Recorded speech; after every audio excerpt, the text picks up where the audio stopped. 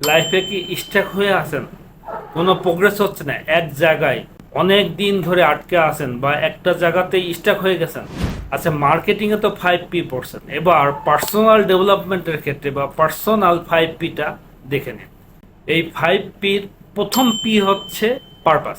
আপনি যদি আপনার লাইফের পারপাসটা ঠিক করতে না পারেন, তাহলে আপনি এক জায়গাতে সারা জীবনে আটকে থাকতে পারবেন, এটা কোনো বিষয় না আপনার কাছে।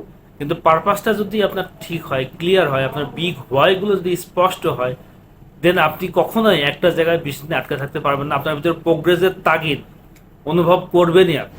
5Pর পরে যে 3টা পি আছে, প্যাশন, প্র্যাকটিস, পারফেকশন।